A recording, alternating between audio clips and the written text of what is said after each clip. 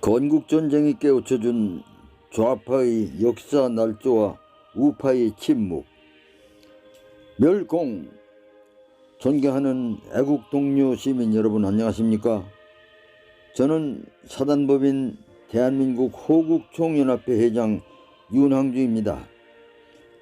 건국전쟁이 깨우쳐준 좌파의 역사 날조와 우파의 침묵에 대하여 고합니다. 이승만 다큐멘터리 영화 건국전쟁을 본 관객들은 감동과 회한과 반성의 눈물을 흘렸습니다. 관객들은 기립하여 박수를 쳤습니다. 애국가 합창이 울려 퍼진 영화관도 있었습니다. 한 중학생은 학교에서 이승만은 X만도 못한 놈이라고 배웠는데 건국전쟁을 보고 우리가 누리는 평화와 풍요의 기원이 어디에 있는지 이제야 알았다고 하였습니다.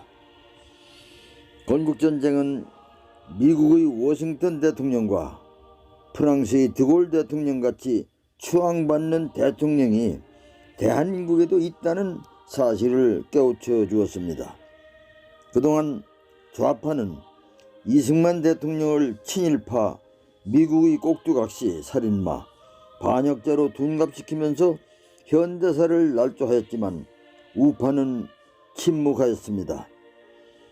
건국전쟁의 김덕영 감독은 그 시대 운동권처럼 이승만에 대해 부정적 인식을 가지고 있었다고 합니다. 그러나 이승만이 사망한 지 30년이 지난 1995년에도 이승만 괴뢰도당 타도하자라는 플래카드가 북한에 걸려있다는 사실을 알고 이승만에 대한 공부를 시작하였습니다. 김덕영 감독은 이승만에 대해 잘못 알고 있었다는 사실을 깨달았습니다.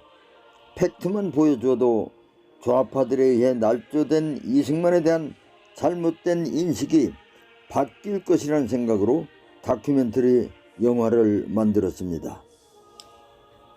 영화 한 편이 세상을 바꿔놓은 사례가 있습니다. 나치에 부역한 역사의 진실을 담은 프랑스 영화 슬픔과 동정입니다.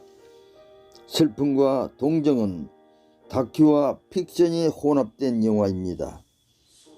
나치 독일의 괴뢰 정부였던 프랑스 BC 정부에서 프랑스 국민 대다수가 나치에 부역하거나 심정적으로 동조했다는 불편한 진실을 보여주었습니다. 나치에 부역한 부역자나 나치에 저항한 저항자가 특별히 다른 존재가 아니라는 사실을 보여주었습니다. 영화 슬픔과 동정 이후에 프랑스에서는 나치 청산의 구호가 사라졌습니다.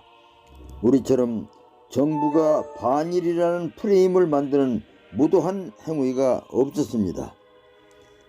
친일 인명사전을 만들고 천안함 폭침을 부정하였던 민족문제연구소가 2012년 다큐멘터리 영화 100년 전쟁을 만들었고 시민방송인 RTV가 방영하였습니다. 100년 전쟁은 이승만 죽이기 영화입니다. 이승만은 권력을 잡기 위해 독립운동을 하였으며 독립운동 성금을 횡령한 사람이라고 하면서 미국 CIA 자료를 인용하였습니다. 그러나 CIA 자료에는 그런 내용이 없습니다. 그들은 이승만은 미국과 계속 충돌했지만 애국자라는 내용의 CIA 자료를 날조하였습니다. 이승만은 플레이보이로 기소를 당한 사람이라며 하와이 이민국 초서를 인용하였습니다. 그러나 이승만은 혐의가 없다는 하와이 이민국 초서의 다음 페이지 기록은 숨겼습니다. 이승만은 하와이 국민의 돈으로 땅을 매입하여 비리를 행한 사람이라고 하였습니다. 그러나 하와이 건설국 자료에는 하와이 국민회가 땅을 매입한 것으로 되어 있습니다. 민족문제연구소는 모든 팩트를 날조하여 다큐멘터리 영화 100년 전쟁을 만들어 이승만 죽이기를 하였고 국민들은 속았습니다. 건국전쟁의 김덕영 감독은 이승만 죽이기는 북한의 공작이며 주사파 세력은 북한의 지령대로 움직였고 그들은 정신적으로 간첩이었습니다. 주변에 학생운동을 하던 친구가 많았는데 부끄럽지만 저도 당시엔 눈을 감았고 동조했지요 라고 고백하였습니다. 왜 북한은 이승만 죽이기를 할까요? 국가의 정통성 때문입니다. 국가의 정통성이란 국민의 신뢰와 지지를 받을 수 있는 국가 권력의 정당성과 합법성을 의미합니다. 이승만이 친일파 미국의 꼭두각시 살인마 반역자라면 이승만이 세운 대한민국은 정통성이 없는 국가, 태어나서는 안 되는 국가, 없어져야만 하는 국가가 되기 때문입니다. 이승만은 미국 최고의 명문 대학에서 박사학위를 획득한 최고의 엘리트였지만 안락한 삶을 포기하고 독립을 위한 치열한 삶을 살았습니다. 미국과 국제연맹의 지도자들에게 일본의 학정을 알리고 독립을 호소하였습니다.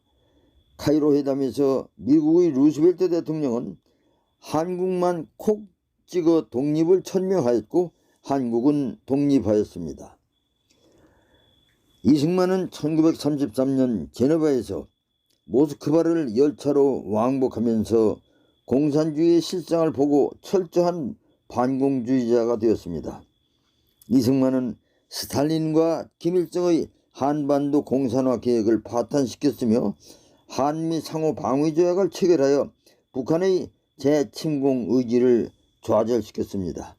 반면에 김일성은 독립운동을 가혹하게 탄압한 소련군 대위였습니다. 스탈린은 골수 공산주의자이며 독립운동가였던 박헌영 대신 조직과 지지 세력이 없는 소련군 대위 김일성을 북한의 지도자로 선택하였습니다.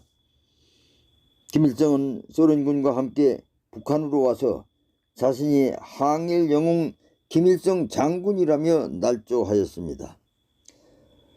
북한은 한국의 독립과 자유 대한민국 건국의 영웅 이승만을 죽이기 위한 공작을 치열하게 추진하였습니다.